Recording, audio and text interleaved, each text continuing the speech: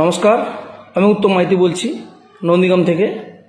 গত মাসে বিজেপির যে ব্রিগেডে যে লক্ষ্যকণ্ঠে গীতা পাঠের যে অনুষ্ঠান ছিল, ওইখানে যে একজন প্যাটিস বিক্রেতাকে বিজেপির হারমাদরা জল্লাদরা অ্যাটাক করেছিল, মেরেছিল, তা নিয়ে গতকাল দক্ষিণ চব্বিশ পরগনার বারুইপুরে অভিষেক বন্দ্যোপাধ্যায় হুঙ্কার দিয়েছেন বিজেপিকে। দেখুন ভিডিওটি। আপনারা দেখেছেন গত মাসে ব্রিগেড প্যারেড গ্রাউন্ডে গীতা পাঠ অনুষ্ঠান বিজেপির বাবুরা অর্গানাইজ করেছিল। গীতা পাঠ অনুষ্ঠান, লক্ষ্যকণ্ঠে গীতা পাঠ, গীতার একটা শ্লোক এরা বলতে পারবে না। সেখানে একটা গরিব যুবক দিন আনে দিন খায়, সে চিকেন প্যাটিস বিক্রি করছে বলে তাকে ধরে মারা হয়েছে।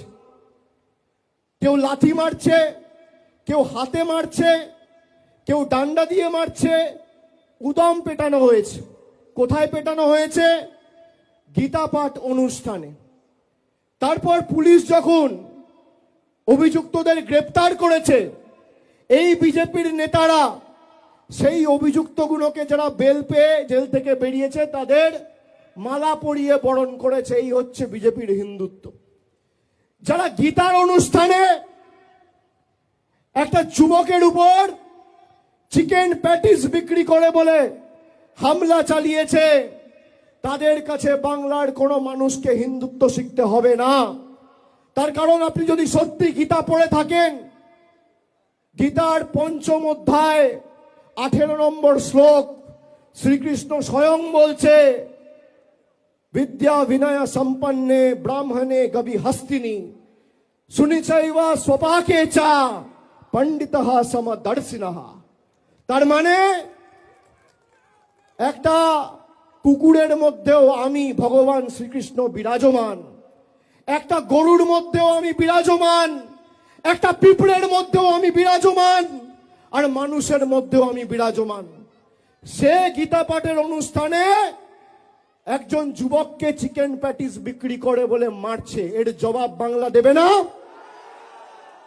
কে কি খাবে, কে কি পড়বে, কে কি বিক্রি করবে, কে চিকেন রোল খাবে, কে ফিশ পকোড়া খাবে, কে চাউমিন খাবে, কে ভেজ প্যাটিস খাবে, কে ডিমের ঝোল খাবে, কে কাতলা মাছ খাবে, দিল্লির বাবারা ঠিক করবে, দিল্লির নেতারা ঠিক করবে। আমরা কি পড়বো, আমরা কোথায় খাবো, আমরা কি কোথায় থাকবো, কি রঙের জামা পরবো, কাকে ভালোবাসবো, কাকে বিয়ে করব, আমার ফ্রিজে কি থাকবে, পাতে কি থাকবে, পরনে কি থাকবে, বিজেপির দালালরা ঠিক করবে। যতদিন মমতা বন্দ্যোপাধ্যায় তৃণমূল কংগ্রেস আছে, বাংলার মানুষের দিকে যদি চোখ তুলে তাকিয়েছো, গণতান্ত্রিক ভাবে যেভাবে মানুষ জবাব দিয়েছে 24 আর 21 ভোটে, 26ও ব্যতিক্রম হবে না।